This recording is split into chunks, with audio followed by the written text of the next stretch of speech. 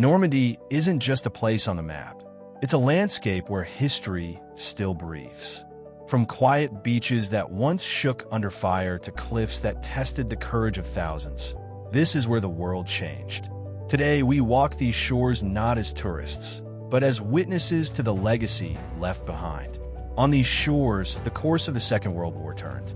In the early hours of June 6, 1944, Allied soldiers crossed the Channel and stormed the beaches of Normandy, launching the largest amphibious invasion in history.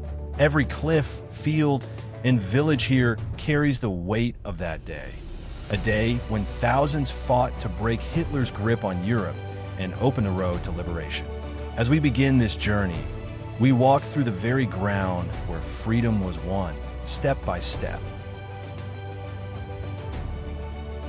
Our stay in the Normandy region of France, from June 1st through June 4th, 2026, was spent in the quiet commune of Fontenay-sur-Mer. Today, it's a peaceful stretch of countryside, but in June of 1944, this small town sat directly inside the American landing and airborne operations that opened the liberation of Western Europe. Just inland from Utah Beach, Fontenay-sur-Mer lay on the route used by the 4th Infantry Division as they pushed off the sand and began securing the Cotentin Peninsula. The roads we traveled, narrow, winding lanes bordered by hedgerows, were once the same routes where American troops fought their way inland, often under fire from German positions hidden in the thick Norman vegetation. The fields surrounding our Airbnb, quiet and green, were part of the broader battle zone where paratroopers from the 82nd and 101st Airborne Divisions worked to secure the causeways and crossroads leading towards Sainte Mère Église, the first town liberated on D-Day. Our Airbnb sat among old farms that have stood for generations, long enough to have witnessed the thunder of naval bombardment offshore and the distant crack of rifle fire as the landings unfolded. The beauty of the countryside was undeniable, but it carried a weight. A sense that beneath every peaceful view lay memories of men who fought and fell here. The villa itself felt like stepping back in time.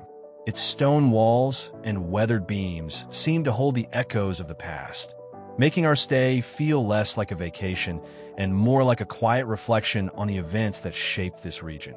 Being there, in a place so directly touched by the opening hours of D-Day, turned each moment into a reminder of the sacrifice, courage, and cost that secured the peace we were now able to enjoy. The drive from Fontenay-sur-Mer to Sainte Mère Église is short, barely 10 kilometers, but every mile carries the weight of June 1944. Leaving Fontenay-sur-Mer, you follow narrow country roads bordered by thick Norman hedgerows. The same hedgerows that slowed American infantry and turned every field into a potential ambush during the first days after the landings at Utah Beach. As you move inland, the landscape feels unchanged. Old stone farmhouses, quiet pastures, and crossroads that once determined the success or failure of the Allied advance. These roads were vital on D-Day.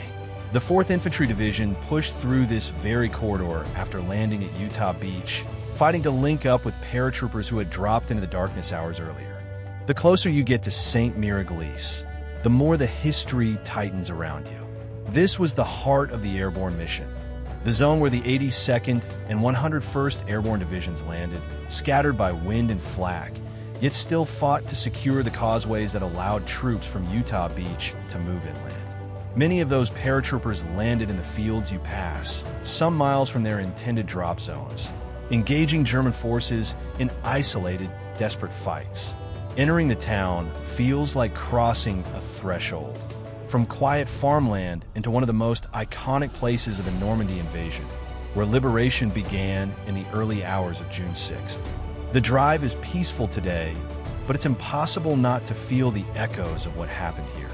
Every bend in the road, every hedgerow, every farmhouse stands as a reminder of the men who fought to secure this ground and the freedom that followed. Sainte Mère Église is a town where history never feels far away. As you enter the square, the old stone buildings, the cobblestones, and the church tower all seem to hold the memory of that night in 1944 when the sky filled with parachutes and the war arrived in an instant. This was the first town liberated by American forces, and even today, the place carries a quiet reverence for the men who fought to free it. The church stands at the center of everything, its steeple rising above the rooftops, still bearing the parachute and effigy of John Steele, frozen in the moment that became one of the most iconic images of D-Day. It's not a dramatic display, it's a reminder, a symbol of the chaos, courage, and sacrifice that unfolded here in the early hours of June 6th. Even though our visit here was a few days prior to the 82nd anniversary of D-Day, it was abundantly clear that the celebration was well underway. Flags line the streets. Veterans, families, and visitors gather in the square.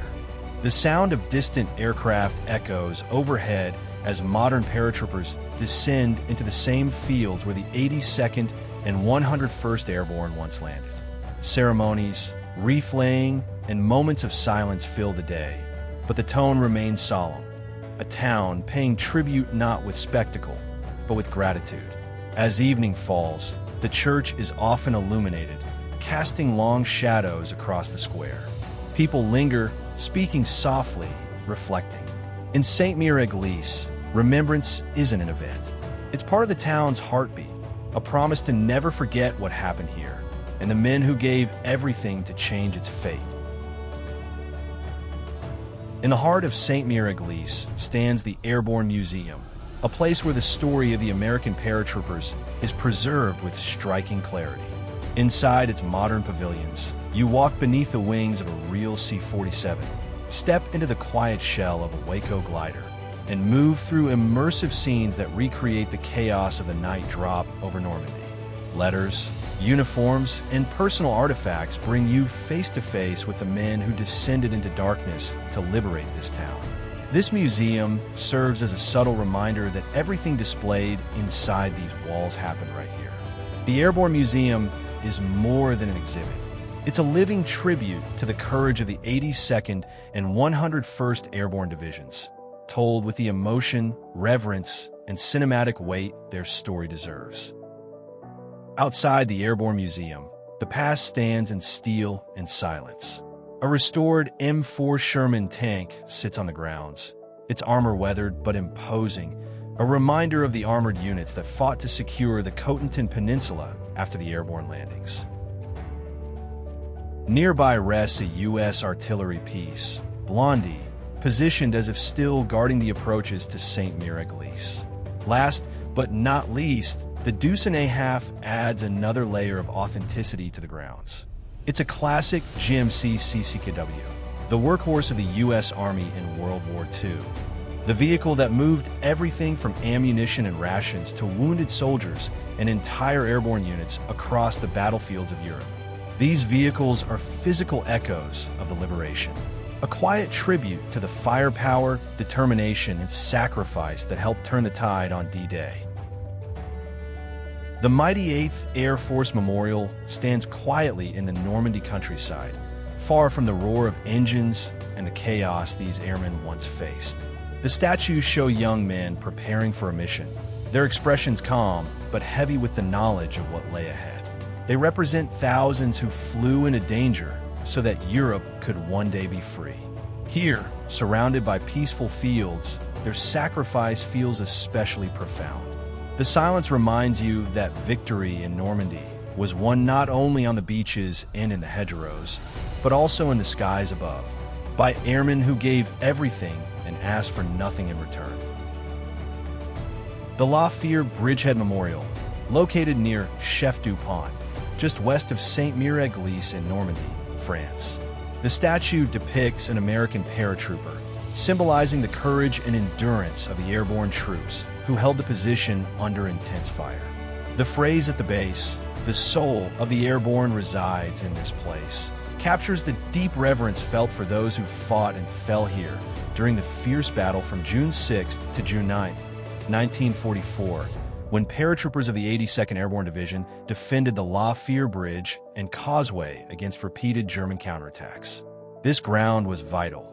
It controlled one of the few routes inland from Utah Beach, and its capture helped secure the success of the D-Day landings. As part one of our Normandy visit draws to a close, this area reminds us that courage is not confined to a single moment. It endures in the memory of those who stood here. From the hedgerows of Sainte Mère Église to the causeways of La Fère, this land bears the imprint of sacrifice and resolve. Part 1 ends where the story of liberation began, with the men who jumped behind enemy lines prior to the beach invasion, faced impossible odds, and changed the course of history. Their legacy lives not only in monuments and memorials, but in the freedom their bravery secured. Thank you for spending time with us today to honor the remembrance of these brave men. May we never forget